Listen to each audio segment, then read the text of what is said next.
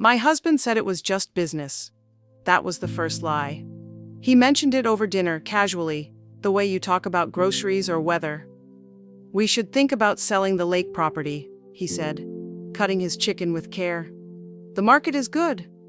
I looked up from my plate. The lake house? I repeated. Why? He shrugged. Maintenance is expensive. Taxes. It's just practical. Practical. A word he'd never used about that house before. We'd bought it 27 years ago. The year his company finally turned a profit. The year we promised ourselves we'd slow down. It was where our children learned to swim. Where his mother's ashes were scattered. Where he said he wanted to grow old. You love that place, I said. I loved it, he corrected. People change. That was the second lie. I didn't argue, that surprised him. Instead, I nodded slowly and said, if you think it's best, we can talk about it. His shoulders relaxed. Too much. As if he'd expected resistance. That night, I couldn't sleep. Not because of the house, because of the timing. 2 weeks earlier, he'd started guarding his phone, taking calls outside, lowering his voice, smiling at messages he wouldn't explain. When I asked who it was, he said, work. He'd been saying that for months. The next morning, I checked the mail. Among the bills and catalogs was an envelope I didn't recognize. A real estate firm. Not addressed to both of us. Just to him. I didn't open it. I didn't need to. The return address told me enough. It was near the city. Near the district where young professionals lived. Near the part of town my husband had never liked. Until recently. When he left for work, I sat at the kitchen table and stared at the envelope. My hands didn't shake. I wasn't panicking. I was assembling something in my mind.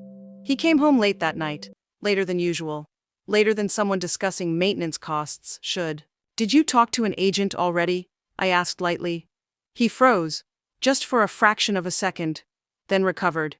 I was just gathering information, he said. Didn't want to worry you. That was the third lie. Of course, I replied. It's smart to be prepared. He smiled, relieved. He leaned down and kissed my cheek. You always understand, he said. I smiled back and thought, that's what you're counting on. That night, while he slept, his phone buzzed on the nightstand. Once. Twice. I didn't touch it. I didn't need to. The screen lit up just enough for me to see a name. Lena, with a heart next to it. I lay there in the dark, listening to his breathing. Thinking about the lake house. Thinking about business reasons. Thinking about how quickly men forget who helped them build everything they're now willing to sell. By morning, I wasn't angry. I was alert. He thought selling property was a financial decision. What he didn't realize was that he'd just declared his intentions. And intentions, once exposed, change everything. I didn't confront him. Not yet. Confrontation would have been a gift. Something dramatic he could prepare for. Instead, I watched. He started dressing differently. New shirts, shoes he'd never worn before. Cologne he used to say was too much. When I noticed, he laughed. Am I not allowed to look nice? He asked. For me? I replied. He didn't answer. The real estate envelope disappeared from the counter. His phone never left his pocket. And the lake house, our place, became something he spoke about in past tense.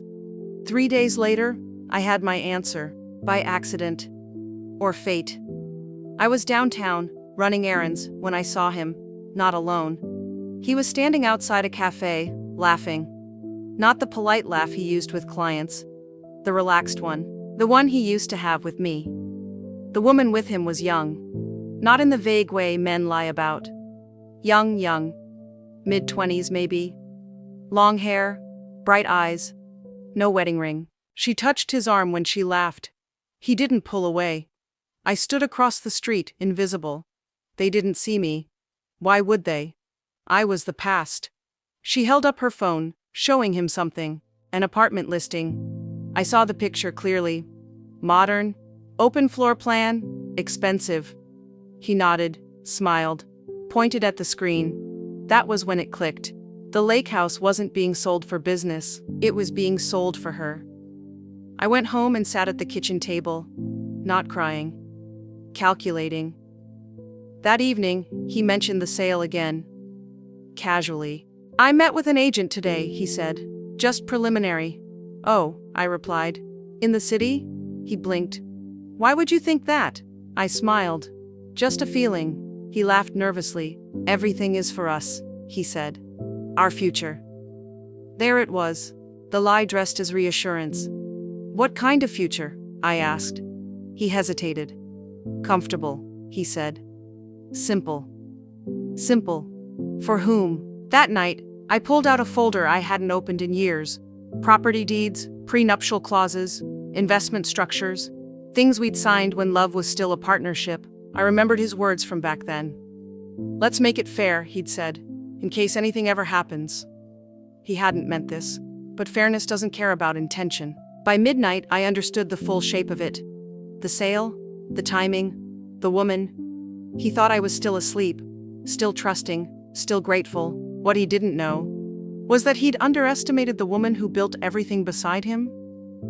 I waited until he left for work, not because I was afraid to be seen, but because truth is clearer when the house is quiet. I went to the study and opened the bottom drawer of his desk. He'd never locked it. That alone told me how little he feared me. Inside were folders labeled in his neat handwriting. Taxes, investments, lake property. There it was. I sat down and opened it carefully. The first page was an appraisal. Recent. Very recent. The second was an email thread printed out. He'd always trusted paper more than passwords. Great meeting you today, the agent had written. We can move forward once we confirm spousal consent. I smiled. Slowly. Spousal consent. That was the hinge he'd hoped wouldn't squeak. I kept reading. Another email. Given the circumstances, we may be able to proceed if ownership is structured correctly. Circumstances, a polite word for deception.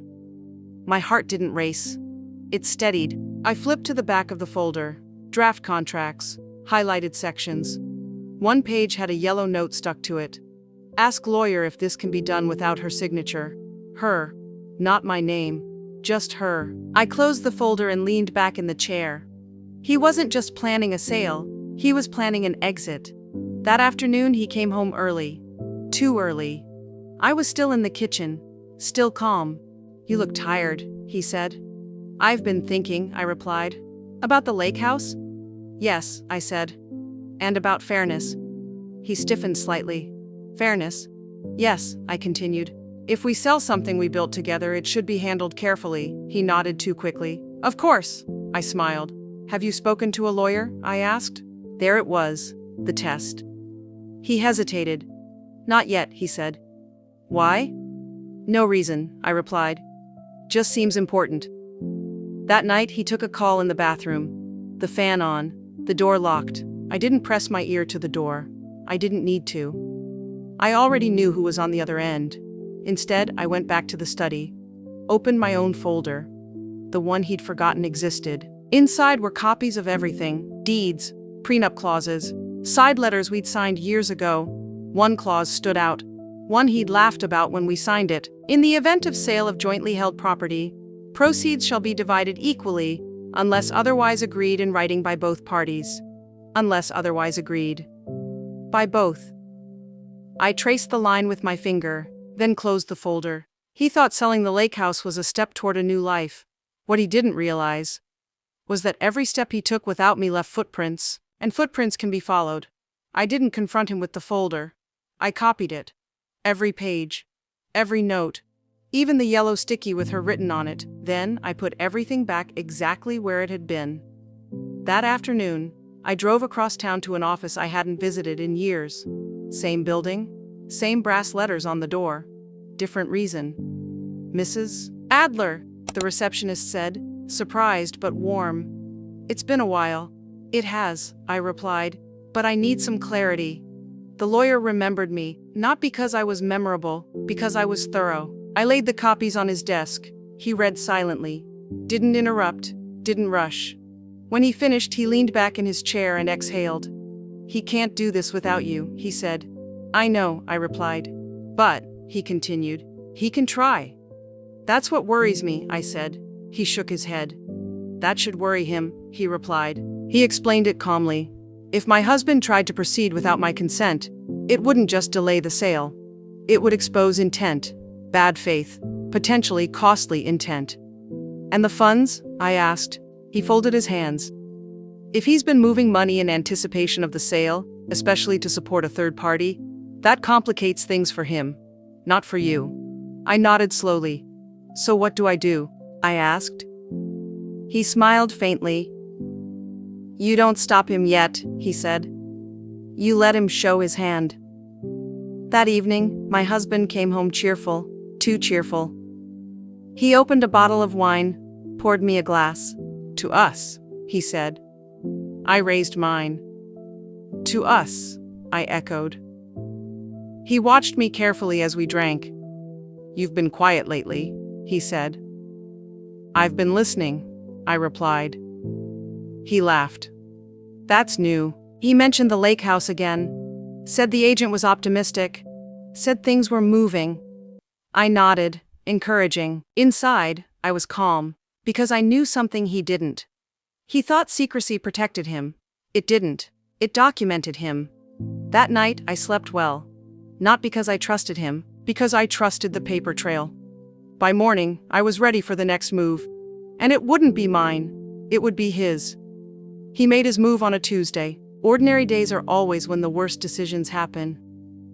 I knew something had shifted the moment he came home smiling. Not the relaxed smile from before. This one was sharpened by relief. The agent thinks we should move quickly, he said, loosening his tie. There's strong interest. Already? I asked, keeping my voice light. Yes, he replied. Apparently the market won't wait. Markets never do. Neither do men in a hurry to start over. Did they mention paperwork? I asked. He hesitated, just long enough. There are ways to streamline the process, he said, to avoid delays. There it was. The fourth lie. I nodded thoughtfully. Of course, I said. Delays are inconvenient. He relaxed again, too easily. That night, while he showered, his phone buzzed on the dresser. I wasn't looking for it. It wanted to be seen. A message preview lit the screen. Lena, did he say yes? Can we stop worrying now? My stomach didn't drop. It hardened. Another message followed. Lena, once the house sells, everything changes. I can't keep waiting for my life to be liquidated.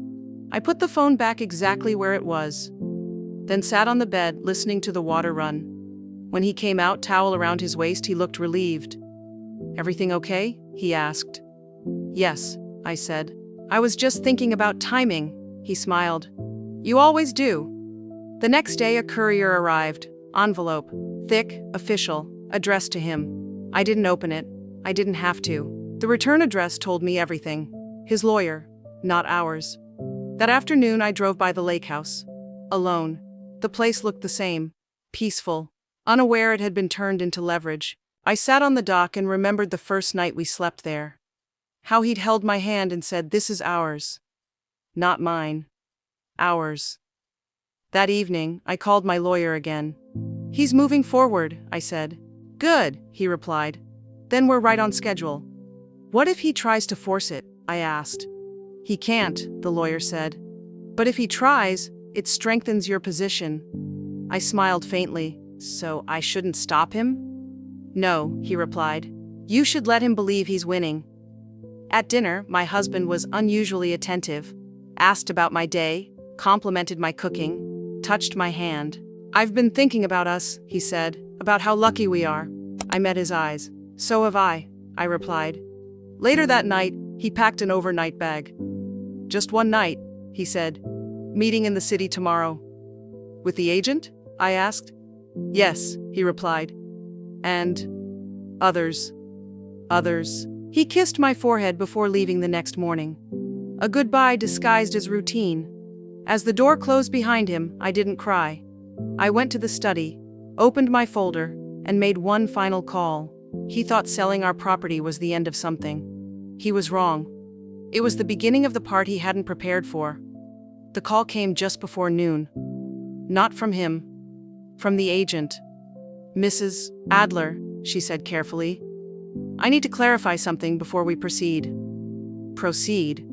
Such a hopeful word. Yes, I replied. We were informed you'd already given consent, she continued. But our records don't show your signature. I paused. long enough for her to feel it. I haven't signed anything, I said, and I won't. Silence. Then a slow inhale on the other end of the line. I see, she said. That changes things. An hour later, my husband called. Angry. Controlled, but only just. Did you speak to the agent? He asked.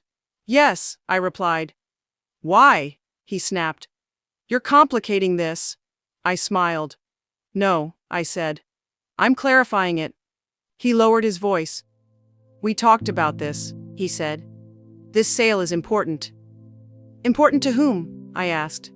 To us, he said quickly. I let the silence answer for me. Look, he continued. There are ways around this, legal ways. I nodded, though he couldn't see me. Then your lawyer should explain them, I said. Mine already has. That stopped him. You hired a lawyer? He asked. I never stopped having one, I replied. He hung up without another word. That evening he didn't come home. I wasn't surprised. Instead, I received an email. From his lawyer. Not hostile, cautious. Given the lack of spousal consent, my client will be withdrawing from the sale at this time. Withdrawing, not canceling. Still hopeful, I forwarded the email to my lawyer. He replied with one sentence. Good. Now we move. The next morning, papers were filed. Not for divorce, not yet, for disclosure. A formal request for full financial transparency. Transfers, accounts, obligations, everything. By afternoon, my husband called again. His voice was different now, less sharp, less certain. You didn't have to do this, he said. I didn't, I replied. You did. You're overreacting, he said. No, I answered. I'm responding proportionally. That night, I slept in the lake house, alone, for the first time. I stood on the dock and watched the water move quietly around the posts, unbothered, unmoved by drama. He thought selling property would free him. What he didn't realize was that it would expose him. The numbers told the truth before anyone else did. They always do. The disclosures came in waves.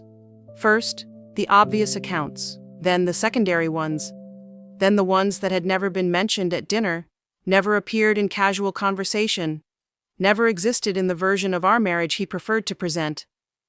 Transfers. Small at first, then larger, regular, predictable. Rent payments, travel expenses, a credit card in a name I didn't recognize. Lena, not an assistant, not a consultant, not a friend, a dependent. My lawyer called me that afternoon. He's been funding her lifestyle for over a year, he said. Apartment, utilities, travel. I closed my eyes. Not from pain, from confirmation. He told her the lake house sale would finalize everything, my lawyer continued. She believed it would make things official. Official. As if betrayal just needed paperwork. I didn't contact her, not yet. I let the truth travel on its own. She contacted me instead. 3 days later. An email, short, carefully written. I'm sorry to contact you. I didn't know the property was jointly owned. He told me you had already agreed. I read it twice. Then once more. I replied with one sentence. I didn't. That was all it took. She didn't respond, but she didn't need to. The silence told me everything. That evening, my husband came home. Late. Defeated. We need to talk, he said. Yes, I replied. We do. He sat across from me at the table. The same table where he'd once said selling the lake house was practical. I didn't mean for it to get this complicated, he said. It was always complicated, I replied. You just hoped I wouldn't look. She's gone, he said quietly. I nodded. That was inevitable. He rubbed his face. I thought I could manage it, he said. I thought if I handled things carefully. You thought secrecy was skill, I interrupted.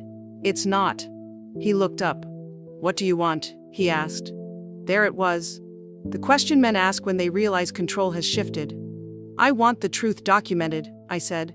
And my future protected. He swallowed. And us? He asked. I met his eyes. We stopped being us when you started liquidating my life to fund someone else's. He didn't argue. That told me more than any apology could. That night, I updated one last document. Not the marriage, the boundaries. The lake house would remain untouched. My finances would remain separate. Any further transfers without consent would be treated for what they were. He thought selling property would buy him a new beginning. Instead, it cost him the illusion that he could control the ending. The house was quiet the morning after everything settled. Not empty, just honest. My husband didn't leave immediately. He moved into the guest room, a temporary solution he pretended was mutual. I let him pretend. Pretending was all he had left. The legal paperwork moved faster than I expected. When betrayal is documented, things tend to cooperate. Accounts were separated. Assets were clearly defined. The lake house was formally protected. Not as leverage, as mine. He tried once more, over coffee. Careful. I never meant to hurt you, he said. I know, I replied. You meant to avoid discomfort. He nodded, ashamed. What happens now? He asked. I considered that. Not emotionally, logistically. You live with the consequences, I said, and I live without lies. He moved out 2 weeks later, quietly, no drama. No scenes, just boxes. I stayed, not out of spite, out of continuity. One evening, I drove to the lake house alone, sat on the dock, watched the water darken as the sun went down. I remembered the woman I was when we bought it. Hopeful, certain, naive enough to believe loyalty was permanent. I wasn't that woman anymore. And that wasn't a loss. He sold nothing. Not the house. Not the property. Not my future. The young woman disappeared from our lives. She wasn't my concern. She was a consequence. I learned something important. Men who try to sell shared lives in pieces always underestimate the person who helped build them. He thought business reasons would protect him. What protected me was preparation. And when everything was finally quiet, I understood something simple. Revenge doesn't always look like destruction. Sometimes it looks like ownership.